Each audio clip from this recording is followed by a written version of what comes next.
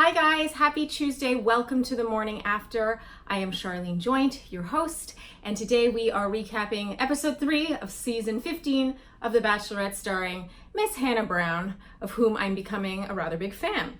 And as you guys know, I start out the morning after with a moment brought to you by Starbucks at home, and as you can see, I have my mug with me, and this is a moment that I found lighthearted or just sort of stood out to me in some way, or was just sort of a rah-rah moment. And yeah, it's brought to you by Starbucks at home, which you can get at your local grocery store, so you can have your morning jolt of caffeine in the comfort of your own home. So my buzziest moment of episode 3 was Hannah. God, Hannah's really delivering. Hannah, when dealing with Luke's persistence on the group date, saying, I want to call my own shots. And to me, this sentence really encapsulated what this episode was about, and possibly the season. And that is Hannah sort of taking control and steering the wheel and laying down the law of what she will and will not put up with.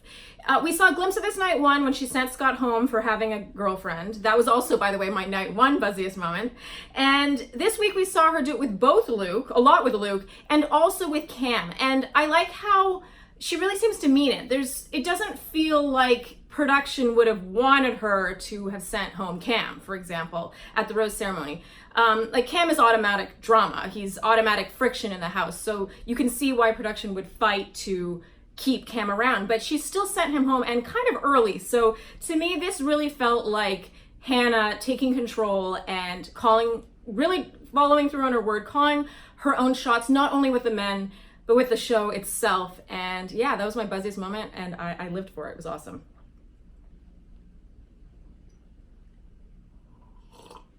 Okay, as you guys know, I go through in chronological order, and in case you were wondering, I am on vacation.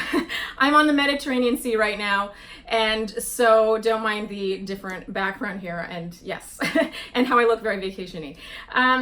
So we're gonna go through in chronological order, starting off with group date number 1, the labor simulator date. I thought this was a little pointless, but it was still pretty funny. I like that it's at least something new. We haven't seen anything like this, especially after my rant last week about all the recycled content, so I enjoyed this. Hannah on Jed in the evening said, I love that he's creative, he has big dreams. It's so nice to be with someone who's passionate about something. I loved this so much, not only because, of course, it's true, it adds so much, it really rounds out a person if he has a passion about something other than just he is clearly talented and is pursuing that talent. It's the fact that she notes this and can articulate it, and it's just a lovely thing for her to observe, and it's a lovely thing to have observed about you. It was just a great quote. I loved it. Cam continuously interrupts the other guys. My thoughts on this is how much of this is Cam and how much of it is production. It's really hard for me to fathom a human behaving the way Cam did here. He'd be like, yeah, I'll wait for like 15 seconds right by the door. It's like, really, is no one really telling you to be more aggressive? Is no one really telling you to just sort of take your woman and take control? That said, Cam does kind of seem a little like he's missing a marble or two. He kind of has that look in his eye. It's hard for me to know. But yeah, we'll move on from that for now. We'll go on to Connor S's one-on-one.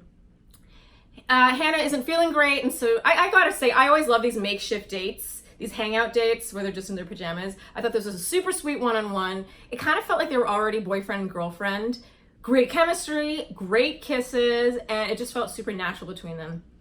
And it was, to me, on this date, that you could see one of the reasons why Hannah was cast. Because to me, it became really clear in this episode that her vulnerability is one of her strengths. I feel like if I were a man, I'd want to just sort of wrap her up in my arms and make her feel better if she was sick. There's something so sweet about her in her pajamas with no makeup on. I can just see men falling really hard for her. She's really, someone called her captivating this week. It was Tyler. And I can see that. It's a good word to use for her. She has that element to her. And then Connor leaves Post-its all over her living room. Oh my God, you guys, there were so many things about this episode that I was just like, oh, that's super sweet.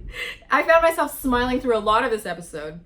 And just when I was losing faith in millennial men and their abilities to woo and pursue women, because I feel like online dating has ruined dating for a lot of people. I just sort of, like, Connor came through and put Post-its all over her living room, and it was just super cute. Part of me did wonder if it was his idea or if a producer was like, hey, look, we happen to have these Post-its, do you want these? But I loved it so much that I'm going to choose to believe that it was Connor's idea, and he was like, hey, producer, do you have Post-its? That's what I'm going with, because I just liked it so much.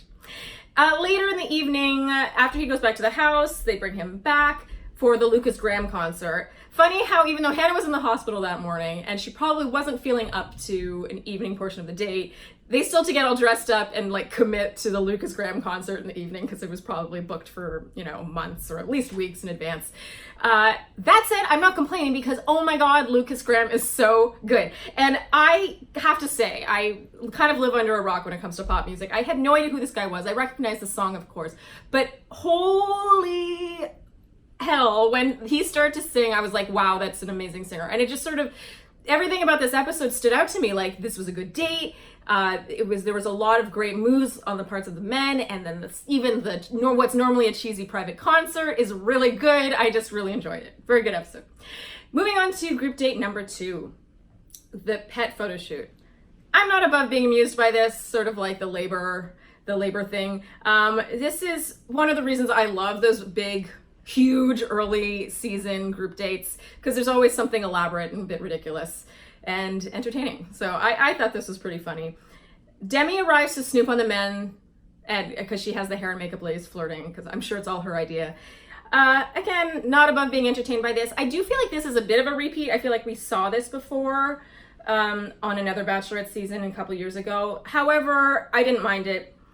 It is always a bit funny to me when you consider that Hannah is she's allowed to date all of them, but they're not even allowed to like flirt with someone else. She's allowed to kiss someone in front of them, but they all have to be completely and utterly dedicated to her. I get we're so used to the format of this show that that's totally normal to us, but it is, I always find that a little interesting. Hannah, in the evening, oh my God, takes more control. This is more of her, just sort of coming into her own and being, I think, kind of surprising a lot of us in a really good way. She says to Luke, I'm struggling a little bit because it's like you already think it's promised to you. Your confidence kind of makes me irritated in a way. I like confidence, but it's cocky. I don't like that at all. I love how she's laying down the law. She's able to articulate it, which she's not just like, oh, you're coming on too strong. It's not vague. She's really being quite specific. And she, at the end of it to Luke, she says, I need you to work harder and fix this. These are a big deal. Like, she's not only finding words, but the right words to communicate what she's feeling, which might not seem like a big deal, but among both men and women leads, we do not get a lot of this. And so I give credit where credit is due. She's really speaking her mind and well. Okay, we move on to the tailgate party / rose ceremony. This is a first. Normally we get an episode 3 pool party, but I'm all for the tailgate party. It was a little twist. I get it. All I have to say here is about Cam, frankly. It's interesting to me how we never really got the full picture of Cam's sob story. There was something about how he was needed to get his leg amputated, but then he didn't. I mean, I wasn't sure. I was like, oh my God, does he have one leg? But then he had both legs. And then there was something about his grandma. I think his grandma wasn't well, but then there was also something about a puppy he wanted to adopt, or maybe he had already adopted. I think it's interesting how it shows that his story wasn't that tragic, because the show would have aired it along with like sob story music if it had been really that sad. Because the show would never do that to its contestant, even if the contestant were a villain. Like, even a villain can have a moment. Like, I think the perfect example is Chad from JoJo's season. He was the villain, the clear villain, but he had a story about his mom, I think, having passed away, or she was very ill. And even then, he had his moment with his sob story. And I think it's very interesting that they did not give Cam that. And that tells me that it, maybe he was milking it, he was playing it up. There was something a little off here. Oh. And I can't believe I'm saying this, though. Nonetheless, because I'm not a big Cam fan. I don't know anyone who is. He said to the guys that he felt his story might cause him to go home, not that he felt he was going to go home and therefore was going to tell her his story. It's in that way that I think Okay, my issue with Cam is more so that he expects respect from the men in terms of his time with Hannah, but he doesn't give that to them. That's my issue with Cam. But I actually don't think in this situation, him telling her the story when he told it to her it was the reason why he should have gone home, if that makes any sense. I think that in terms of Hannah not being into him, he fully deserves to go home, and it's all good that he went home. But I don't think it should have been around him timing the reveal of this story, because I feel like people do that all the time on this show.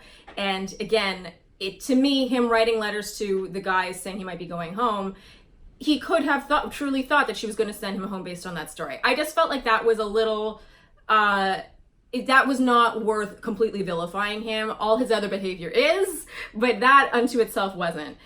Not that crime specifically to me. But honestly, it's kind of all the same, because to me, Cam should have gone home. I'm happy he went home on episode 3 and didn't last any longer. But yeah, to me, that was sort of, I didn't fully agree with him going home in that way, but I don't mind. I'm not losing sleep over that. You guys, that's it for episode 3, the morning after. Thank you for tuning in with me this morning.